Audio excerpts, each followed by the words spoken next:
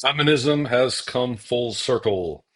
The examples of men competing in women's sports continues, and it's ruining lifelong dreams and preventing women from competing. But yeah, this whole idea of empowering women to the point of allowing men to play in men's sports and female sports, but women can only play in female sports. We are left with another insane example today of people basically just giving up, because why why risk getting injured? Why, it's just it's total insanity. It reminds me of a child who is years older than other children and just dominating them in whatever game they're playing. It's just totally ridiculous. Here we go. A female fencer stands up for fairness in women's sports. She did it by taking a knee and refusing to compete against a biological male at a tournament over the weekend. The referee's response, a black card, the sport's most severe penalty, which By the way, this referee, I hope they can point out who he is and end his career. This whole like, oh, well, we're defending this, so we're going to penalize you the most extreme way. Like, it's craziness. Yeah, that's really making a safe space, especially for the girls. means expulsion from the tournament. Let's bring in the athlete at the center of it all, Stephanie Turner. And Stephanie, thanks so much for being with us. We really appreciate it. Thanks for having me. So this was an Olympic qualifying event. My understanding of it is. This was something that you had prepared all your life for. It wasn't an Olympic qualifying event? I'm sorry. I had heard that this morning. No, it wasn't. It was an important event, though. And this is something that you've been preparing for an awfully long time. You decided that you were going to take yourself out of the tournament. What was the thinking in leading up to the decision where you took a knee? Right. So this was actually a regional tournament held by the USFA at the University of Maryland. So part of my pre-competition ritual is to check the online registration to see who is going to be there and just double check my check-in times. And on the registration list, I saw Redmond Sullivan's name listed there. And I recognized this individual from a previous Redux article that had been written stating that this person was a man who had previously competed on the men's team at Wagner and was now competing as a woman within the USFA. So from that point, I just got really disappointed with the USFA and with this tournament, and I just felt like at a loss. I'd already committed so much money to it and training hours, and I was literally looking forward to this. I do this tournament every year. Yeah. I think this may be like my 10th year in a row doing this tournament. And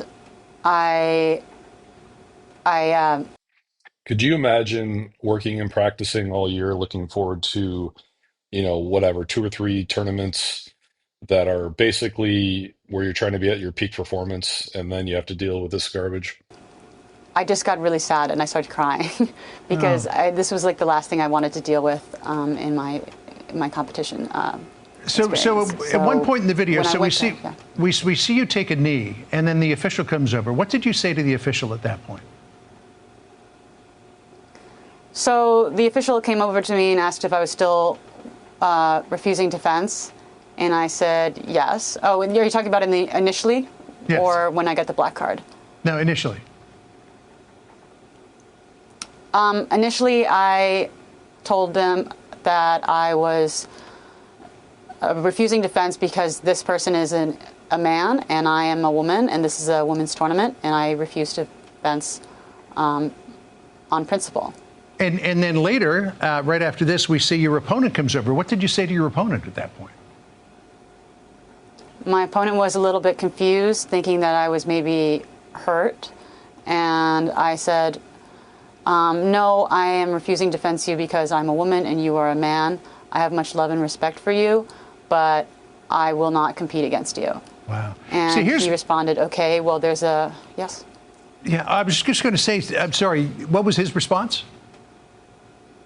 His response was, okay, but there's a member of the board of directors here, and he supports me.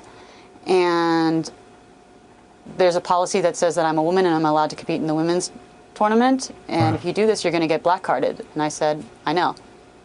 So here's what USA Fencing said in a statement to Fox News Digital. USA Fencing enacted our current transgender and non-binary athlete policy in 2023. The policy was designed to expand access to the sport of fencing and create inclusive, safe spaces.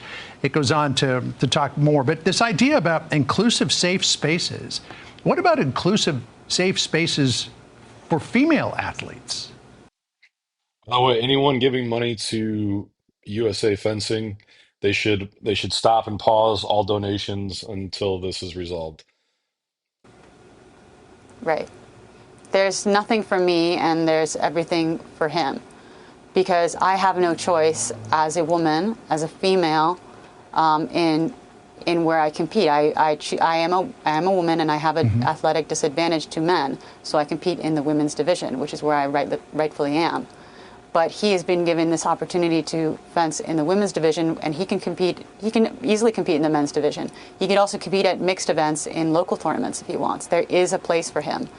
So the idea that they're expanding the women's is just essentially making it an open tournament that can include men, and it ends up hurting me and other girls. So you've got the support of Riley Gaines, who was on our network earlier today, and former tennis star Martina Navratilova, who put this out on X. She said, "This is what happens when female athletes protest. Anyone here still think this is fair? I am fuming, and shame on USA Fencing. Shame on you for doing this. How dare you throw women under the gender BS bus?"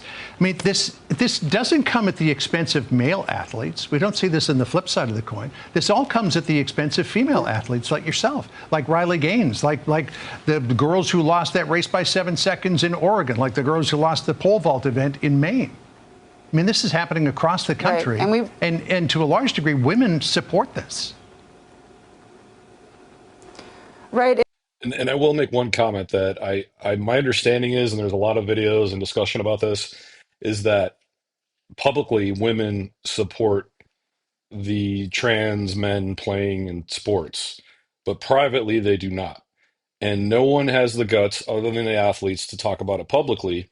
And I think what needs to happen is any woman who says she's a feminist and is preaching about whatever with feminism, they need to be confronted and say, do you approve of men playing in women's sports? And if they say yes, then they can just stop talking, because none of their belief structure makes any sense at all, because it's just shenanigans that has led to this in the first place. And if you can't get men out of women's sports, then you are not a feminist. You are just a total hypocrite, crazy, blue, purple, whatever haired, just your truth, meaning you make shit up and you think it's okay to tell everyone. It's happening in every sport and at every level, and there's really no option to go around this when there are extremists who take up positions within the authoritative body of the USFA. So I have very little option other than being forced to fence. And I have gone down other pathways, like back in 2023 Summer Nationals. I just didn't sign up to fence in the Div 1A women's foil because there was another transgender person that I'd recognized in that tournament. Well, and that's another thing that's not talked a lot about is they're forced to compete. If they sign up, they're forced to compete or they're punished to the max. So it's forcing a lot of people just not to sign up. They just don't want to compete if they know there's going to be men competing in the women's sport. So, I mean, I've avoided it as much as I can, but at what point do I have to just avoid all tournaments altogether because there's going to be somebody who's trans there? It's a tough choice. As you point out, your opponent had two choices: could compete as a biological male or could compete in the women's. You have the choice of competing in the women's. So, Stephanie, thank you for telling your story. We really appreciate it. What do you guys think?